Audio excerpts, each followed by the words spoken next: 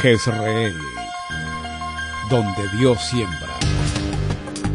Nuestro propósito es compartir las verdades de la palabra de Dios, que han demostrado ser vigentes y relevantes para transformar las vidas de todos aquellos que ponen su confianza en Cristo Jesús.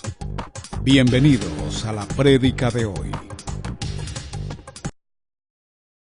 Les voy a invitar a que vayamos al libro de los Hechos. Para comenzar el tema de la iglesia orante, pues obviamente como se trata de la iglesia y se trata de la oración, tenemos que buscar el fundamento bíblico, la razón escritural de eso.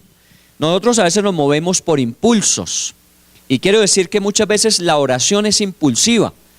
Cuando yo tengo una crisis, cuando tengo una necesidad, cuando hay una situación que supera mi capacidad de resolverla, acudo a la oración, y eso es una respuesta correcta, porque siempre la oración será la respuesta a todas nuestras necesidades, pero no debe ser simplemente una respuesta emocional, una respuesta circunstancial. La oración debe estar permanentemente en la vida nuestra. Y obviamente si la iglesia, que estamos hablando de una iglesia orante, si la iglesia tiene como parte de su disciplina la oración, tiene que verse reflejada en la iglesia desde el comienzo. Por eso les estoy invitando a que abramos el libro de los Hechos. El libro de los Hechos es el comienzo de la iglesia. En esa época no se llamaba iglesia católica, no se llamaba iglesia evangélica, no se llamaba por denominaciones como centros de formación y liderazgo. La iglesia era una sola, en el sentido de que era la iglesia que el Señor Jesús había constituido en sus apóstoles. Por eso le llamamos la iglesia apostólica. Los apóstoles, aquellos a los cuales el Señor había llamado y había encomendado, ya revisamos un poco el término de apóstol, que significa sencillamente es enviado a comunicar el mensaje de salvación. Ellos se reunieron y empezaron a conformar lo que sería la iglesia en el tiempo. Así que si usted quiere, en este tiempo que estemos revisando acerca de la iglesia orante, leer el libro de los Hechos, y si lo quiere hacer, hágalo intencionalmente, porque seguramente ya lo ha leído, hágalo intencionalmente buscando los pasajes que hablen de la oración.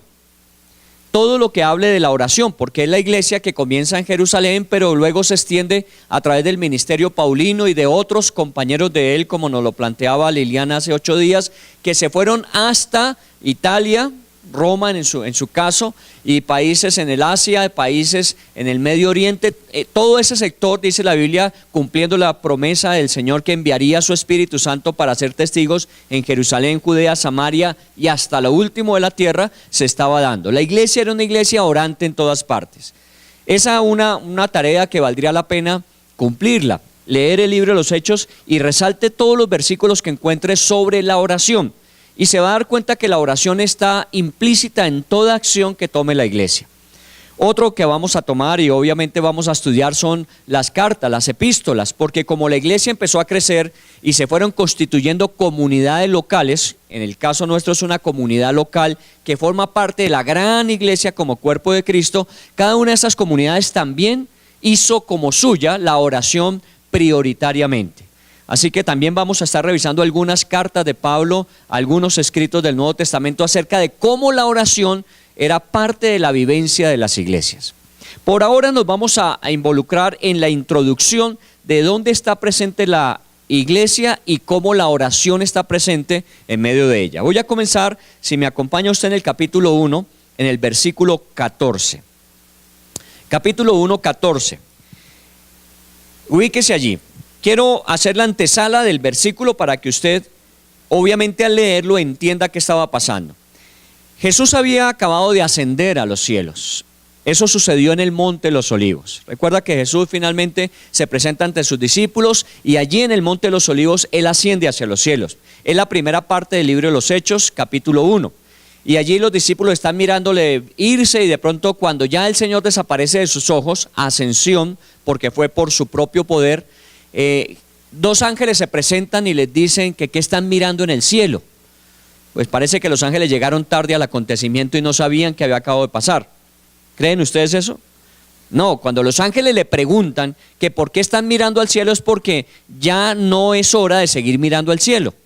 ¿Qué siguen mirando al cielo si Jesús ya desapareció? Si Jesús se fue a sentar como estaba prometido a la diestra del Padre para interceder, ¿qué más miran al cielo? ¿Qué tenían que hacer ahora ellos? Vayan y esperen el cumplimiento de la promesa. Eso fue lo que los ángeles le dijeron. Ya el Señor se fue, pero Él les dio instrucciones acerca de qué hacer. ¿Qué instrucciones le había dado el Señor? Era una muy sencilla. No salgan de Jerusalén hasta que hayan recibido el poder del Espíritu Santo. Y una vez así suceda, vayan a Judea, Samaria y hasta lo último de la tierra. Eso fue lo que Jesús les había dicho. No había sido una instrucción muy clara, muy específica, con cantidad de detalles, sino había sido algo que simplemente debían obedecer con paciencia, porque era, vayan y esperen que se cumpla la promesa. ¿Cuándo se iba a cumplir esa promesa? No lo sabían. Nosotros sí podemos decir, eso se cumplió porque nosotros leemos la historia, pero ellos en su momento no sabían en qué instante, en qué circunstancias se iba a cumplir la promesa. Eso es como cuando Dios le da una promesa a uno y Dios le dice, tranquilo que yo voy a intervenir, yo voy a actuar, yo voy a solucionar, y uno dice, bueno, amén, ¿no? El Señor dijo, pero a veces pasa un día, una semana, un mes, 2 años, 10 años y no se cumple. El Señor dijo que iba a actuar y nunca lo olvide. Lo que no nos dijo a veces es cuándo, pero Él siempre va a actuar. Así que los discípulos descendieron del monte de los Olivos, los peregrinos que fueron, se recordarán que es el monte que queda enfrente de Jerusalén. Ellos descendieron, se fueron a un lugar que se llama el aposento alto. También cuando usted pueda ir a Israel y Jerusalén, uno de los lugares que visitamos es ese, el aposento alto, que no era una cosa diferente a donde estamos reunidos, era un salón donde los discípulos habían celebrado la última cena. ¿Recuerdan la última oportunidad que tuvieron de estar con Jesús cuando hicieron la celebración de Pascua? Fue en ese lugar, en ese aposento alto. Allí Jesús les dijo que esperaran el cumplimiento de la promesa y ellos lo hacían. Obviamente no vivían allí, estaban allí, iban a ese lugar, se congregaban. Seguramente al terminar cada día ellos se retiraban a sus casas, se reunían con sus familias, con los que quedaran de su familia en sus casas, y al otro día volvían a reunirse porque estaban expectantes de lo que iba a pasar. Esto nos habla de lo que dice Hebreos en el capítulo 10 cuando nos invita a no dejar de congregarnos. ¿Recuerda que Hebreos 10 dice eso? No dejando de congregarse como algunos acostumbran. Y cuánto más cuando vemos que aquel día se acerca, dice ese pasaje. Pues bueno, como el Señor no les había dicho cuándo iba a suceder, sino que estuviesen allí pendientes y presentes, entonces ellos iban y dormían en sus casas, volvían, porque si usted mira el versículo 15, más o menos los que estaban en esa actitud eran 120 personas. No estamos hablando de los 11 discípulos sobrevivientes porque Judas se había ahorcado, ni estamos hablando de María y las otras mujeres que acompañaban el ministerio de Jesús, sino estamos hablando de 120 personas. Imagínense, 120 personas es un grupo como el que está presente en este lugar. Y todos los días se reunían. ¿Se reunían a qué? La pregunta. ¿A qué se reunían? A esperar la promesa. Y mientras tanto, ¿qué hacían? Ok. Entonces miremos el versículo 14. Todos estos perseveraban unánimes en oración y ruego, con las mujeres y con María, la madre de Jesús, y con sus hermanos. Mire que el contexto del versículo 14 es la experiencia de estar allí una y otra vez esperando el cumplimiento de la promesa. Hay mucha gente que se decepciona muy rápidamente, hay gente que desiste muy rápidamente. Cuando veía este video promocional de los hombres, ser valiente implica muchas veces eso.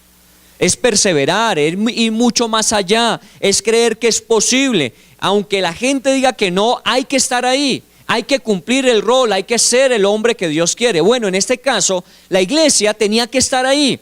Y lo que tenían que hacer mientras sucedía el cumplimiento de la promesa era orar. Y lo hacían. Oraban unánimes en oración y ruego, dice la Biblia. Obviamente, ¿qué sería lo primero que ellos estarían pidiendo en ese tiempo? Acaban de perder a Jesús. María acaba de perder a su hijo. ¿Qué es lo que más afectado debe estar en el corazón de ellos? ¿Sus emociones? ¿O es que son de palo? A veces nosotros pensamos que los cristianos esas cosas no nos deben afectar y por eso digo que a veces somos, no mucha ayuda para el que está atravesando un momento difícil cuando le decimos, ¿y usted por qué sufre si el Señor está con usted? ¿Y es que acaso el que el Señor esté conmigo desaparecen mis emociones? Seguramente las emociones están muy tocadas. Estamos afectados emocionalmente. La pregunta en su mente de cada uno de ellos era, bueno, nosotros seguimos a Jesús por casi 3 años y ahora ¿qué vamos a hacer? ¿Nos volvemos a nuestro trabajo? ¿Volvemos a nuestras ciudades? Recuerde que algunos eran de Galilea. ¿Volvemos a lo que hacíamos antes? ¿Qué hacemos? Muchas preguntas sin respuesta. Así que también había afectaciones emocionales y también muchas preguntas intelectuales o razonales. Y lo más importante, ¿y a qué se refería Jesús con recibir poder para ser testigos en el mundo? Preguntas espirituales. Mire, el Señor no tiene la oración como solamente respuesta a preguntas espirituales. La oración tiene que ver con las emociones. Las oraciones tienen que ver con nuestro razonamiento, nuestra lógica, con nuestros pensamientos, con nuestros planes, nuestros proyectos. Y obviamente la oración tiene que ver con la voluntad espiritual de Dios para nuestras vidas. ¿Qué es lo que Él quiere como propósito para nosotros? Y allí estaban unánimes. Yo he recalcado mucho 2 conceptos que nosotros indistintamente usamos. Una cosa es estar juntos. Aquí estamos juntos en un mismo lugar, pero la pregunta es, a más de estar juntos, ¿estamos unidos? La palabra unánimes viene de unidad, porque podemos estar juntos, como está sucediendo en este momento en muchos de los estadios en Rusia, 45,000, 50,000 personas están juntas, pero ¿están unánimes? ¿Están unidas en un mismo sentir?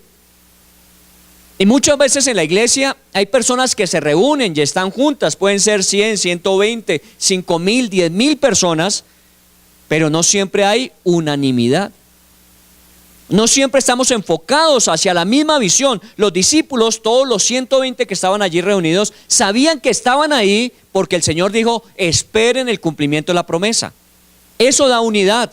El que tengamos un mismo propósito. Unidad no es abrazarnos, unidad no es decirnos unos a otros yo te quiero mucho, sino en qué dirección estamos mirando.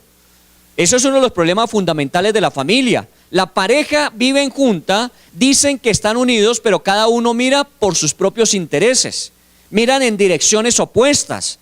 Estar unánimes es que estamos mirando en la misma dirección, estamos esperando el cumplimiento de una promesa, sabemos que Dios lo dijo y lo va a hacer, así que nos mantenemos unidos. Y lo hacían en oración y ruego.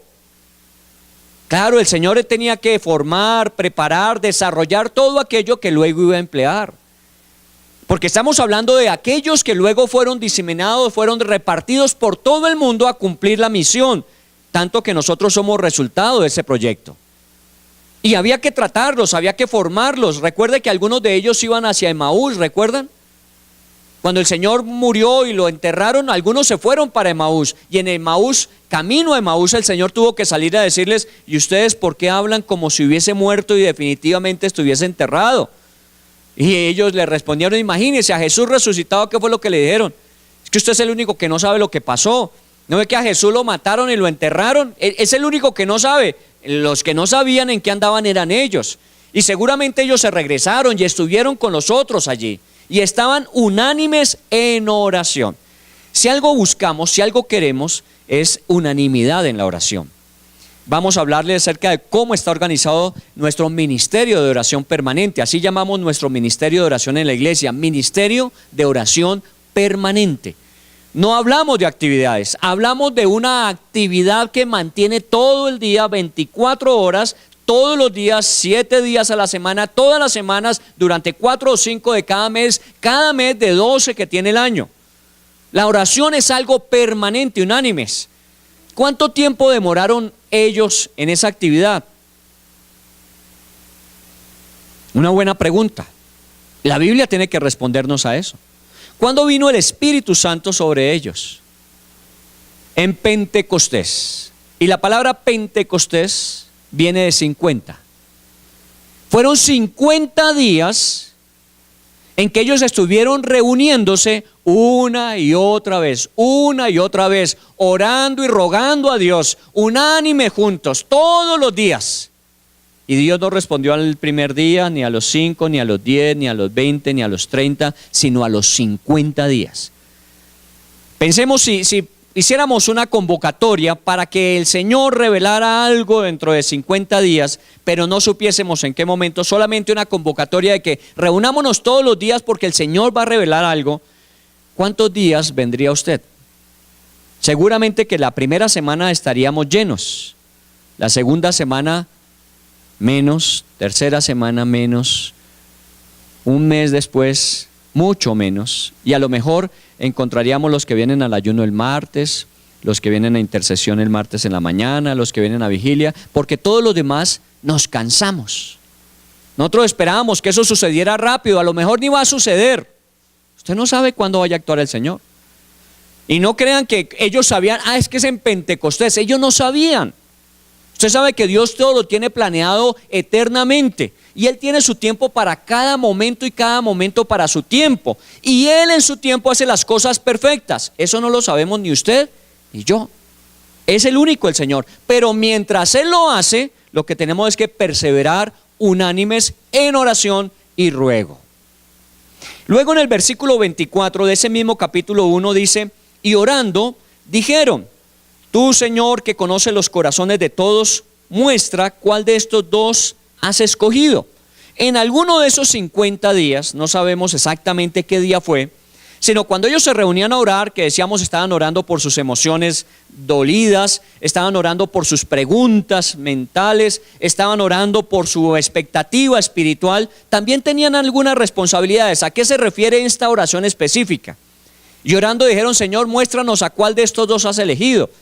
¿Recuerdan? Judas se había ahorcado y tras de que gordo hinchado, porque parece que con la soga que se ahorcó no fue suficientemente fuerte, dice que se rompió, cayó a tierra y fuera de eso se partió. O sea, no solamente se ahorcó, sino fueron lesiones múltiples. Y después de eso entonces se reúnen los discípulos y cuando están hablando dice, bueno, el Señor eligió 12, ¿por qué no completamos el número nuevamente los 12? Y eligieron entre ellos a 2. ¿Cómo se llamaban? Matías y José o Barsabás. Ahí está en ese capítulo, Barsabás, José y Matías. Tenían 2 candidatos. ¿Cuál de los 2?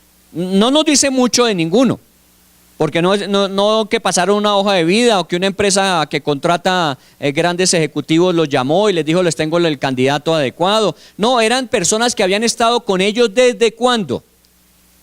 Desde el bautismo de Juan.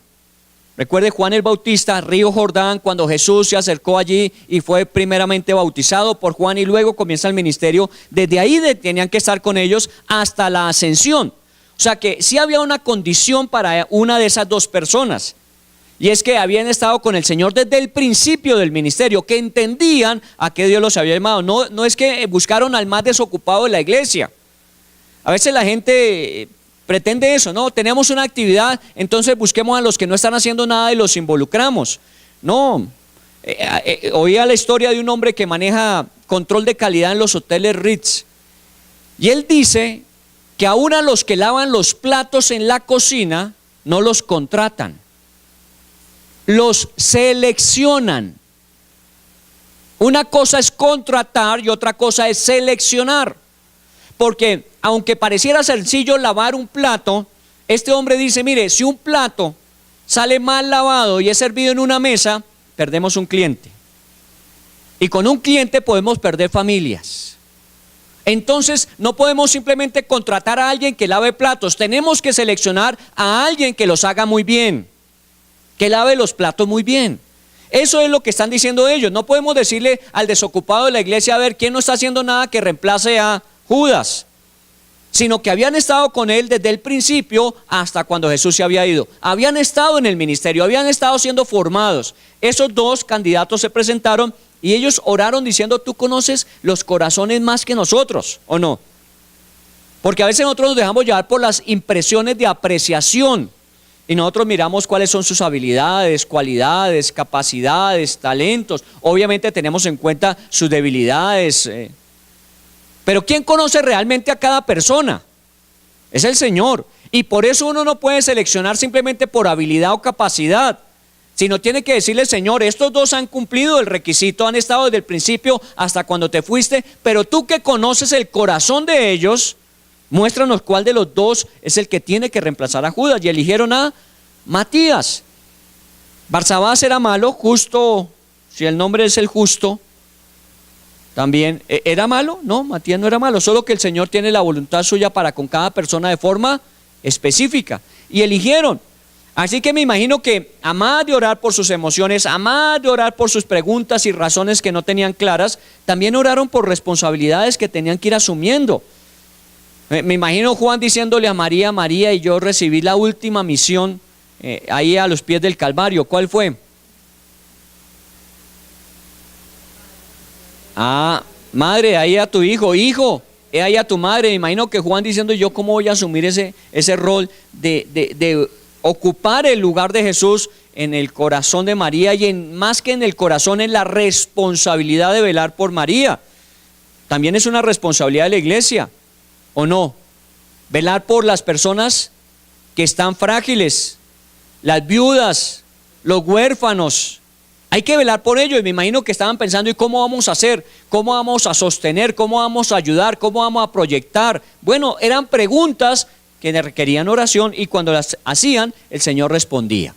Entonces, estar juntos en oración no es que nos la pasemos orando y alabando al Señor y que venga otro grupo de música que reemplace al anterior y nos siga motivando. Les decía que a veces la gente dice: no, es que yo pasar 40 minutos, 1 hora, 2 horas, y como algunos dicen que pasan hasta 3 y 4 horas orando, yo no soy capaz.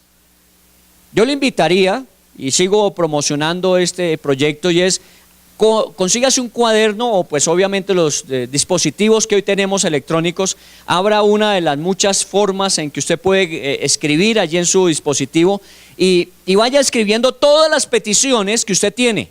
Todas las peticiones que usted tiene.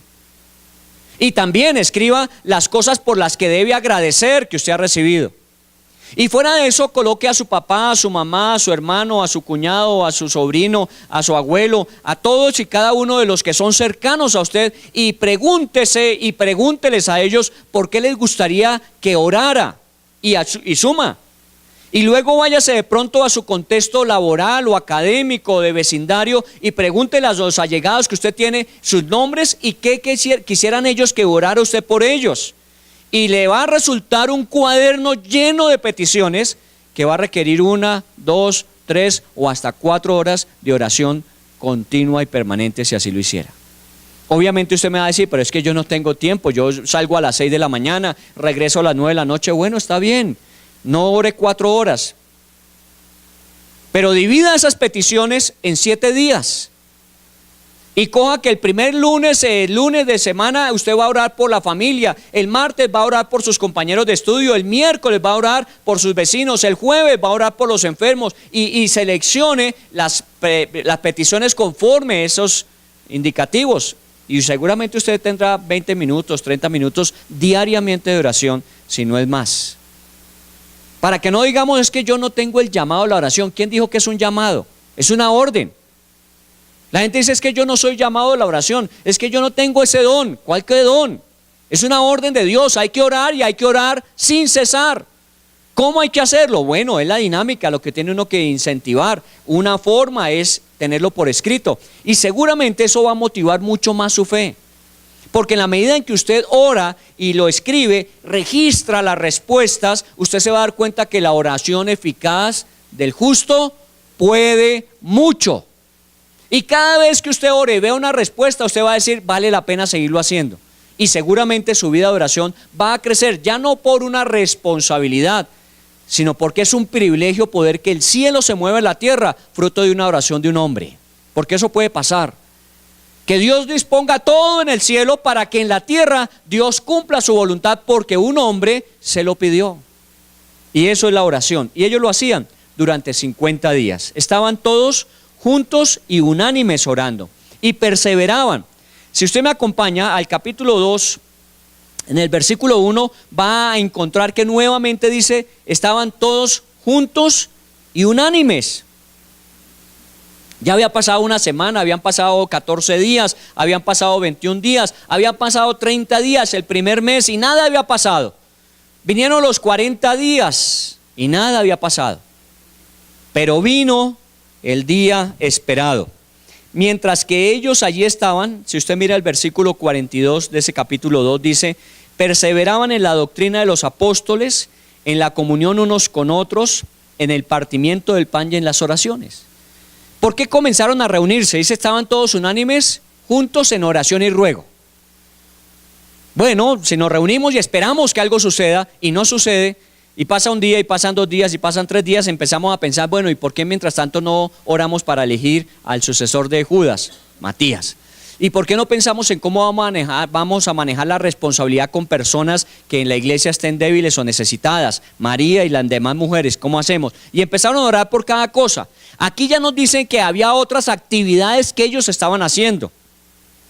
¿Como cuáles? Perseveraban en la doctrina de los apóstoles. ¿Qué manuales usaban ellos? ¿Qué Biblia utilizaban ellos? No había. Recuerda, estamos apenas saliendo de 40 días después de la muerte de Jesús. Todavía no se había escrito nada del Nuevo Testamento. Todavía ellos no tenían registro sobre lo que estudiar. Nosotros tenemos unas ventajas increíbles. Cada vez en el semestre programamos actividades de capacitación con materias y materiales que ya tenemos establecidos. Y aún ni así a veces nosotros hacemos caso. Pero ellos perseveraban en la doctrina. ¿Usted persevera en la doctrina? Cada día usted profundiza más. Yo tengo una ilustración de uno de los discípulos de aquí de la iglesia que un día me compartió él. Él trabaja con empresa de petróleos. Y me dijo, en el proceso del petróleo hay dos cosas importantes. Uno es la exploración y luego la explotación. Y donde más se invierte es en la exploración. Entonces tienen que ir mirando y según las características por, satélite y todas las demás cosas que hoy día utilizan, mirar lugares donde posiblemente debajo de tierra haya pozos de petróleo. Y entonces ellos perforan y miran la densidad. En estos días nos decía el coronel que trabaja en una empresa de petróleos que muchas veces encuentran petróleo, pero la densidad es demasiado pesada y entonces no sirve. Y toda esa exploración se perdió, aunque haya petróleo, solo que más difícil es procesarlo que extraerlo. Entonces hay que volver a hacerlo y esa es parte de la dinámica. Explorar. Muchos cristianos al comenzar su vida cristiana están en procesos de exploración. Están explorando si realmente vale la pena orar. Están explorando si realmente vale la pena leer la Biblia. Están explorando si realmente vale la pena confiar en Dios. Están explorando si realmente vale la pena congregarse con otros cristianos. Están en procesos de exploración. A lo mejor usted está en ese proceso, donde usted todavía no sabe si sí o si no. Usted está haciendo la prueba. Y de pronto usted encuentra que un lugar a donde fue no fue el lugar que usted añoraba, esperaba, donde le habían dicho que posiblemente, y usted dice, no, yo mejor me voy para otra parte. De pronto está en ese proceso. Pero aún con la Biblia estamos también en esos procesos. La gente a veces lee la Biblia a ver qué le dice el Señor, ¿no? Y usamos un término y un procedimiento adecuado. Virgen María, dame puntería y pongo el dedo. Muchos se la pasan así, Virgen María, dame puntería y aquí, ¿cómo han sido asolados de repente? No, ese no es para mí. ¿Cómo voy a ser asolado de repente? No, eso no es para mí. Voy a buscar algo más. Y clama a mí, yo te responderé. Ese sí es para mí, ese sí. Porque a veces somos así, selectivos en lo que nos conviene que quisiéramos que Dios nos dijera. Pero en la medida que vamos explorando en la palabra de Dios, vamos encontrando que hay muchas promesas de Dios. Y claro, esas promesas, cuando Dios nos las da, póngale el sí y el amén. Pero también hay demandas de Dios. También Dios nos demanda a nosotros que seamos obedientes. También allí hay instrucciones. También hay corrección. Yo no puedo leer la Biblia en lo que me conviene leer. Y por eso hasta nos facilitan hoy día en las librerías, ¿no? La Biblia de las promesas. Y viene una Biblia con todas las promesas marcadas. Entonces usted ni tiene que leer la Biblia. Solamente tiene que mirar promesas para dinero en verde. Entonces usted busca todo lo que está en verde. Esa es la comodidad de nuestro siglo XX. ¿En qué doctrina perseveraban ellos? ¿Qué Biblia tenían? ¿Qué libros tenían? ¿Qué instrucción tenían? Ninguna. ¿Sabe qué hacían? Se sentaban y empezaban a hablar de todo lo que habían escuchado decir a Jesús. Empezaban a hablar de todo aquello que Jesús había hecho. Empezaban a contar todas las historias que habían vivido. Eso fue el recuerdo que ellos mantuvieron durante esos días. ¿Recuerdan cuando Jesús dijo que el templo se iba a destruir y que al tercer día lo iba a levantar? Claro, y nosotros pensando que era el templo de Herodes y resulta que era su cuerpo, porque murió y al tercer día resucitó, ¿recuerdan? Y empiezan a hilar las cosas que luego son registradas y que nosotros las leemos hoy. Pero la doctrina de los apóstoles es que se sentaban y juntos compartían las experiencias que habían vivido y eso alimentaba su fe. Y el Señor siempre tenía razón. Si usted quiere leer, bueno, intencionalmente la Biblia, coja los evangelios y lea donde Jesús dice: y esto se los digo antes de que suceda, para que cuando suceda ustedes sepan que yo lo había dicho. Y usted va a encontrar que muchas cosas Jesús se las dijo antes de que pasaran, para que cuando ellos ya las pudieran comprobar dijeran: oiga, pero el Señor lo había dicho. Entonces, ¿qué garantía, qué seguridad, qué beneficio venía a través de eso? Su fe. Si el Señor lo dijo y se cumplió, podemos confiar en todo lo que Él diga de aquí en adelante. Y eso fue lo que hicieron. Perseveraban en la doctrina, en la comunión unos con otros, pues obviamente no era autodidacta. Era una experiencia de comunidad, se reunían posiblemente los 120, puede que no estuvieran todos los días los 120, pero había un grupo considerable de gente que se reunía y hablaban y eran unos con otros, comunión. Hoy día Edwin, que tiene a sus hijos en homeschool, ¿no? Se llama el proceso. El proceso es que hoy día hay una dinámica donde usted puede educar a sus hijos en su casa. Y eso es saludable. Porque hoy día no sabemos qué le estén enseñando en los colegios. Entonces usted puede, si es un papá disciplinado, pues Liliana es experta en eso. ¿Estudió qué, Liliana? Ella es licenciada en docencia, no va a saber educar a sus hijos. Entonces ella le envían, es una institución reconocida y aprobada y con principios cristianos, y le envían todo su material y ella se sienta con sus hijos y les educa. Pero a más de eso, ¿qué tiene que hacer Edwin y Liliana? Socializar a sus hijos, porque sus hijos pueden salir muy brillantes por la educación que reciben, pero la relación es importantísima en el proceso. Hay que socializar. De aquí a mañana de pronto usted diga: yo prefiero educar a mis hijos en mi casa. Bueno, hágalo, si tiene el tiempo y está en la capacidad de hacerlo, hágalo. Pero nunca los prive de la socialización. ¿Por qué los hijos en el arca? Necesitan socializar. Y el castigo de algunos padres para los hijos: si se porta mal no va a la iglesia. ¿Qué castigo? Si el Señor le escuchara, ¿qué le diría? ¿Cómo le parece a este? Si yo lo que trato es de que en la iglesia tengan comunión unos con otros bajo los mismos parámetros de principio, y usted le está impidiendo. Pero eso sí no le va a impedir que vaya a las fiestas con sus amigos, ni que esté con sus amigos del colegio, pero a la iglesia sí lo castiga. ¿Qué tal? A veces actuamos inconsecuentemente. ¿Sabe cuál es el mejor ambiente para sus hijos? La iglesia. Y le conviene porque de pronto ahí esté su nuera o su yerno. ¿O no? ¿Uno qué sabe? Aquí hemos tenido gente que se conoció en la iglesia y se casaron. Y uno puede garantizar de esos matrimonios una permanencia. ¿Por qué? Porque ellos sabían bien a qué se atenían. Y para usted, papá o suegro o suegra o mamá, es una garantía que usted sepa quién es el otro. Porque usted ha visto su familia, usted ha visto su entorno, ha conocido su crecimiento. Bueno, hay bendiciones. Muy bien, ellos perseveraban en la comunión y como obviamente pasaban gran parte del día, pues hambre les debe dar. Y entonces, ¿qué hacían? Partían el pan. ¿Qué hacemos en las células? Compartimos el pan, luego leemos un versículo, oramos y nos vamos. Algunas células son así, son células gourmet. Traen unos suculentos refrigerios y comen, oran y leen un versículo y se van. No, la célula es para edificarse, solo que esa hora y media que normalmente dura una célula, llegando uno a las 7 de la noche a célula, después de un día de trabajo y muchas veces un jueves, después de 4 días acumulados de trabajo, ¿cómo llega? Cansado, con hambre. Bueno, tenemos un entremés, compartimos el pan, tenemos comunión y nos edificamos. ¿A más de qué? ¿Qué dice al final? y en las oraciones, además de que oramos. Una de las cosas que vamos a incentivar es que cada célula se va a volver un equipo de intercesores. Un equipo de intercesores con una ventaja que no tenían los discípulos, el WhatsApp. ¿Los discípulos tenían WhatsApp? No. Si quería usted que el otro supiera por qué orar, tenía que ir a visitarlo o que él viniera a su casa. Hoy día usted puede marcar rápidamente cuál es su petición, ponerla en su WhatsApp de célula, inmediatamente 12, 13, 15 personas están orando por usted. Y ese es un privilegio, perseverar unánimes en oración. Mire, nosotros hemos desconocido el poder de la oración. El poder de la oración va más allá de lo que uno alcanza a imaginarse. ¿Cuántas cosas no han sucedido porque un hombre ora? A usted le ha llegado WhatsApp que ni siquiera tiene que ver con la iglesia.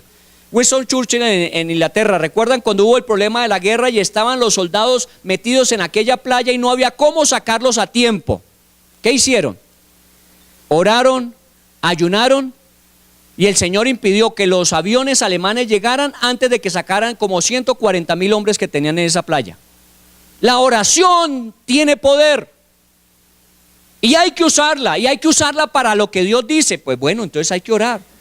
Entonces asesórese con su grupo célula, cuál es el WhatsApp, por favor, y solamente para orar. No para compartir el chiste de la semana, el del mundial, hay otras áreas en donde puede usar eso. Es para orar. Miren, necesito oración por esto, amén. Y cuando le responda a Dios, diga y demos gracias por esto, amén. Porque a veces decimos que pidan, pero nunca decimos que agradezcamos. Y eso tenían ellos, se reunían para tener comunión, para orar, para partir el pan, para en la doctrina edificarse. Nosotros seguimos haciendo énfasis en las 4 cosas. Reúnase para edificarse. Claro, en las reuniones va a haber un refrigerio y vamos a alimentarnos y tendremos comunión mientras lo hacemos y al final oraremos.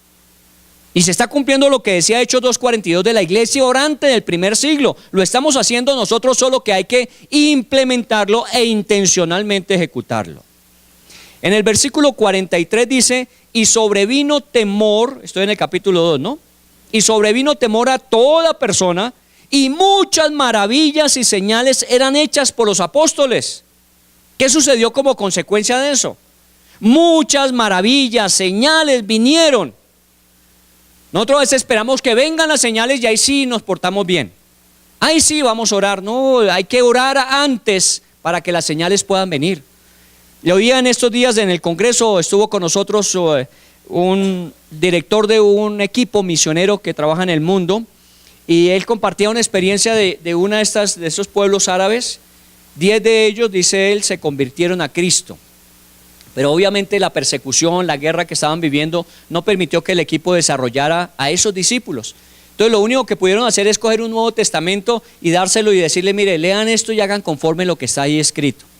No tiene mayor instrucción, solamente eso. El Nuevo Testamento. Y se fueron, pues obviamente tuvieron que salir por la guerra y todo lo demás. Después de un tiempo pudieron regresar cuando ya todo se calmó nuevamente. Y entonces se volvieron a reunir con los mismos. Y les preguntaron cómo le fue y ellos dijeron, muy bien. Hicimos todo lo que estaba escrito en este libro, estaba hablando del Nuevo Testamento. Todo lo que decía ahí que hiciéramos, hicimos eso. Pusimos la mano sobre los enfermos y los enfermos se sanaban. Fuimos a predicar de Cristo y la gente se entregaba. Hicimos lo que el libro decía y lo hicimos como decía y vinieron los resultados. Es que la obediencia a Dios, no importa la instrucción, no importa la capacitación, simplemente la obediencia a Dios produce resultados. Y dice, y la gente se sanaba, la gente se convertía. Solamente 2 cosas no pudimos hacer porque no sabemos cómo hacerlas. De lo que decía el libro. ¿Y cuáles son las 2 cosas? Primera, no sabemos cómo bautizar la gente. Pero si eso es muy fácil, cojan agua. Ah, claro, es que estamos en un país donde no hay agua. ¿Cómo los van a bautizar si no hay agua? Entonces la desobediencia de ellos fue, ¿y cómo los bautizamos si no hay agua? Porque decía que los bautizaban en agua, no. Y la segunda, ¿cuál fue? Dice ellos, aquí dice que debemos hacer discípulos y no sabemos cómo hacerlos. ¿Nos pueden enseñar eso? Todo lo demás habían hecho conforme al libro que habían recibido. ¿Cuántas cosas usted ha leído en este libro y sabe que tiene que hacerlas y no las hacemos? ¿Por qué muchas veces fracasamos? Porque no leemos el manual de instrucciones antes de. Cuando se daña el equipo, el aparato, nosotros vamos a revisar por qué se dañó, ¿no? Ah, claro, es que no había de conectarlo a 220, era de 110. Si lo hubiera leído y si hubiese hecho conforme lo leído, bueno, así está sucediendo en el mundo. Gente que está yendo la palabra de Dios y conforme a la palabra de Dios, Dios empieza a cumplir sus promesas. Maravillas, señales, eran hechas. De tal manera, dice el versículo 44, que todos los que habían creído estaban juntos y tenían en común todas las cosas, vendían propiedades, bienes, lo repartían conforme a la necesidad de todos. La gente empezó a llegar y ¿sabe qué? Veían necesidades unos con otros y entre ellos mismos iban supliendo sus necesidades. No era una obligación. ¿Dónde decía antes que debían vender sus propiedades y entregar la plata a la iglesia para que la iglesia la administrara? No. ¿Sabe de dónde nació eso? Eso nació del corazón. Eso nació de lo que Dios estaba haciendo en sus vidas. No podían ver necesidad en otro porque decían yo tengo más, entonces yo puedo compartir lo mío con usted y usted podrá suplir su necesidad y yo no voy a quedar con hambre. Y así lo hicieron y toda la gente se unía. Y en el versículo 46 dice, y perseveraban unánimes cada día y en el templo y en las casas, comían juntos con alegría y sencillez de corazón, alabando a Dios y tenían favor con todo el pueblo. ¿Sabe qué? Esta comunión de esta gente empezó a causar un revuelo alrededor en todo el pueblo. ¿Qué está sucediendo con estos? Todo el mundo pensaba que una vez muerto Jesús, una vez enterrado Jesús, ellos huirían. ¿Y sabe qué? Se empezaban a reunir, iban creciendo.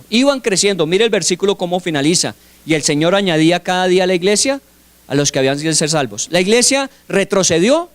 No, la iglesia avanzó. Y avanzó hasta el siglo XXI. ¿Y dónde estamos? Más bien, ¿dónde no estamos? ¿Dónde no está la iglesia? Pero fue fruto de esto, fruto de esta experiencia, de una iglesia que comenzó entendiendo que lo que dice el Señor hay que hacerlo. Y si Dios dice hay que orar siempre y por todas las cosas y hay que hacerlo con ruego, pues hay que hacerlo. Y si lo hacemos, entonces vendrá también un poder de Dios que va a llevar a cabo todas las señales y milagros y prodigios que es necesario que la gente vea. Cuando la gente vea cómo nos sanamos, cómo nos restauramos, cómo nos levantamos, cuando la gente vea cómo Dios nos abre puertas, la gente va a decir, ¿sabe qué? Yo quiero añadirme. Claro, el Señor los irá añadiendo, va trayéndolos cada día. Eso es una iglesia orante, es una iglesia de poder. No es un lugar de congregarse, es un lugar de equiparse, es un lugar para prepararse, es un lugar para asumir responsabilidad con el mundo que está allá afuera, que lo vamos a encontrar apenas salgamos de aquí. Y la oración nos prepara mejor que nada para eso. Ahora, si usted le suma comunión, si usted le suma alimentos, si usted le suma también la doctrina, pues todo eso hace una iglesia muy saludable y sana. Y finalmente eso es lo que espera el Señor que hagamos. Así que si tomamos como punto de partida, y perdónenme estos 10 minutos que le he tomado, este punto de partida de la iglesia orante en el libro de los Hechos, es que no es un invento nuestro. Ese es el ADN de la iglesia. Nosotros a nivel de Senfol tenemos 3 que llamamos hilos conductores. Toda actividad tiene que tener esos tres elementos. 1 es la oración. 2 es la presencia del Espíritu Santo y 3 es la guía de la palabra de Dios. Esas 3 cosas. Eso llamamos los ejes transversales. Eso es como cuando usted ve que ponen tablas para hacer una pared y tienen que atravesar por en medio de ellas un eje que la sostenga. A nosotros nos sostiene la oración, la presencia del Espíritu Santo y la palabra de Dios inspiracional. Esas son las 3 cosas fundamentales en un cristiano. Bueno, comenzamos con la oración. Hay que ser una iglesia orante, pero eso implica personas que oramos todo el tiempo. Para uno va a ser más fácil, para otros nos va a costar un poco más de trabajo, pero lo que vamos a hacer es orar. Señor, dispone el corazón porque Dios pone el querer como el hacer por su buena voluntad. Así yo esté dispuesto, pues si yo no me dispongo, pues el Señor no me va a forzar. Pero si yo le digo, Señor, me cuesta trabajo, a mí me es difícil, yo soy una persona de mente disipada, no me puedo concentrar, pero tú dices que puedes poner en mí el querer y el hacer, hazlo, Señor. Y seguramente el nivel de oración va a crecer y los niveles de preocupación, tensión, ansiedad, necesidad van a mermar. Recuerde la proporción: a mayor oración, menor preocupación; a mayor oración, más respuestas; a mayor oración, obviamente menos problemas. Esa es una consecuencia natural de más oración. A eso vamos a estar en esta primera parte del semestre trabajando. Una iglesia orante. Y les invitamos para que nos acompañen cuando haya días de ayuno, cuando haya vigilias, cuando haya alborada de oración, cuando haya días de acción de gracias. Todo lo que tengamos preparado para hacer, hagámoslo, pero no como una actividad, sino como parte de una dinámica de vida, a veces individual y personal, y muchas veces en comunidad y con otros. Pero participemos. Dios tiene cosas maravillosas que quiere darnos, que quiere mostrarnos como consecuencia de que obedezcamos lo que Él nos pide. Muy bien, punto de partida, les esperamos de hoy en 8 días, seguiremos estudiando. Lea el libro de los Hechos, enfóquese en la oración de la iglesia del primer siglo, vaya a las cartas y esté pendiente de qué dice cada uno de esos autores de las cartas acerca de la oración en la iglesia, y usted se va a dar cuenta que es más normal, más común, más corriente de lo que muchas veces nosotros hemos visto. Vamos a orarle al Señor y vamos a darle gracias.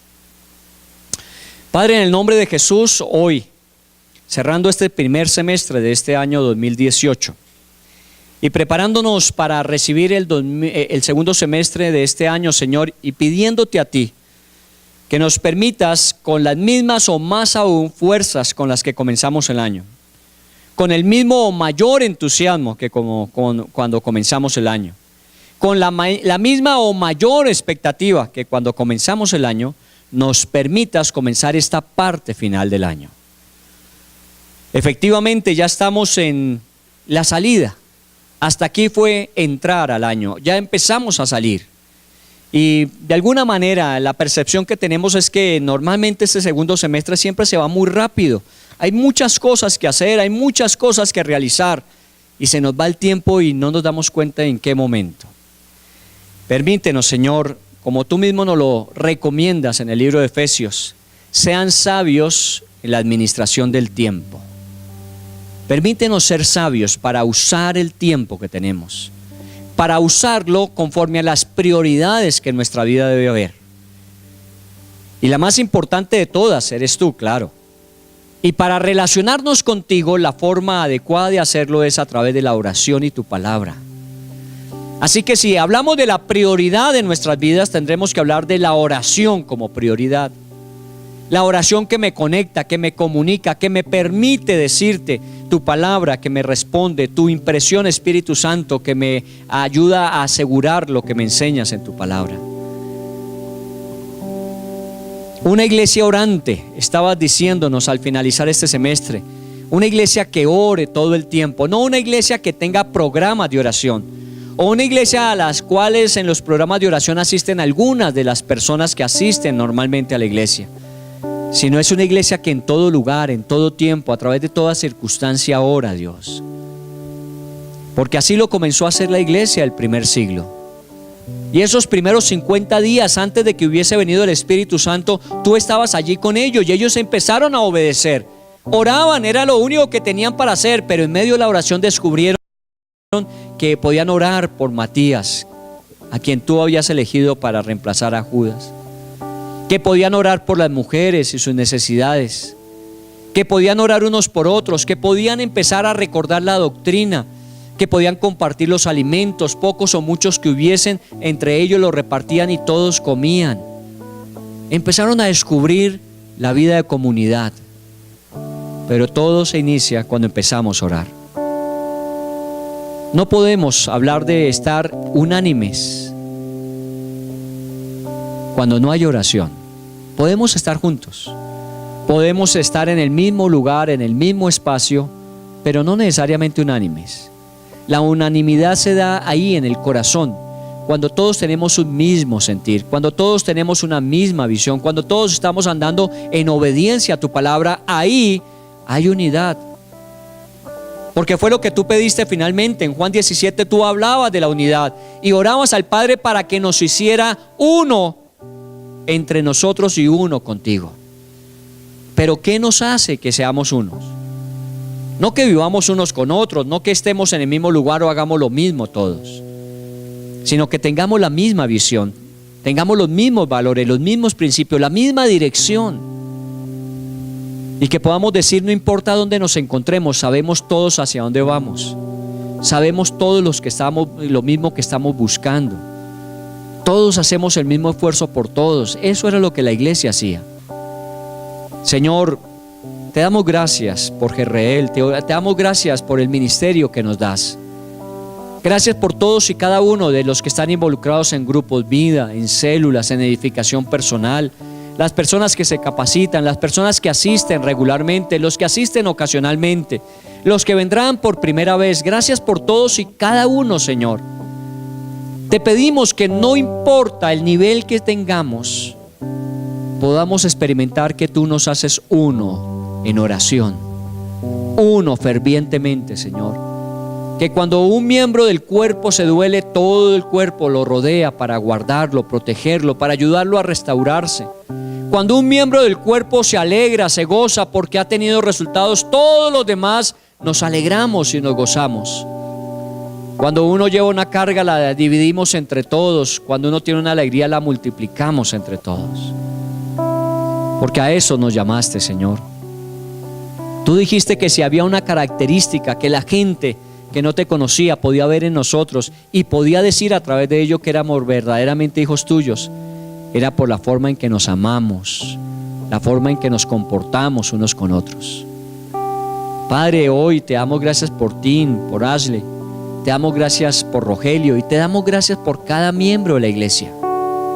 Y te pedimos, Señor, que tú nos bendigas a todos y cada uno de nosotros. Cada uno tiene su propia batalla. Cada uno tiene su propia meta que alcanzar. Cada uno tiene sus objetivos. Cada uno tiene, Señor, sus necesidades. Pero aquí te estamos diciendo, Señor, sé propicio a todos nosotros. Respóndenos, Señor, háblanos. Aquellos que necesitamos respuestas en la mente, aquellos que necesitamos salud en el alma, aquellos que necesitamos dirección en el espíritu.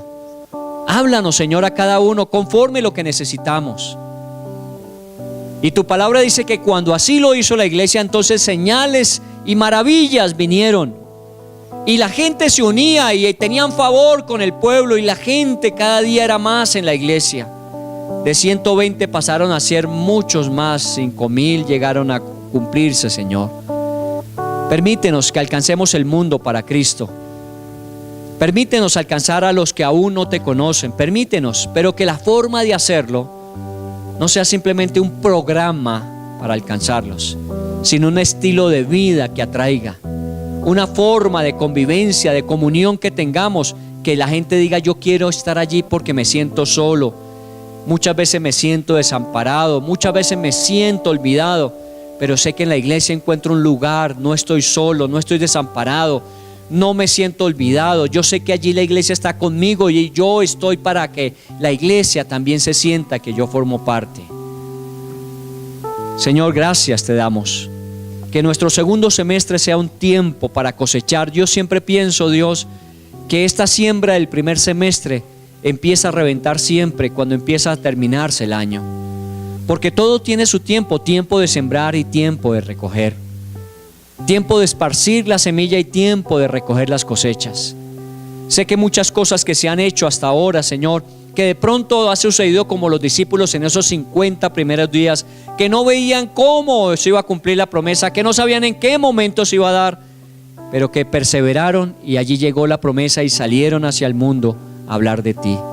Que así suceda en medio de nosotros, Señor, que las promesas se cumplan y que podamos salir a ver tu gloria en todo lugar, en todo momento, en todas partes, Señor. Gracias te doy por cada uno, por cada miembro de la iglesia, los presentes, los que están en este tiempo ausentes. Te pedimos que les traigas con bendición cuando regresen de sus periodos de descanso, de vacaciones. Que nos permitas juntos, Señor, estar haciendo lo que nos llamaste a hacer y ver que cada día tú agregas muchos más a la iglesia, a esta y a cualquier otra donde quieras llevarlos, Señor. Te bendecimos, te adoramos, te exaltamos. Pon en nosotros el querer como el hacer por tu buena voluntad, Señor. Cantémosle al Señor y vayámonos con este desafío, una iglesia orante. Con esta intencionalidad, leer el libro de los Hechos. Voy a buscar cada vez que en el libro de los Hechos se menciona la oración en la iglesia. Voy a mirar cómo era que hacía la iglesia y voy a imitar la iglesia, como hicieron aquellos hombres en el mundo árabe Hicieron lo que el libro decía y sucedieron las cosas que el libro prometía. Ese libro usted lo tiene en su mano. Si hace lo que allí está escrito, lo que está prometido también se cumplirá.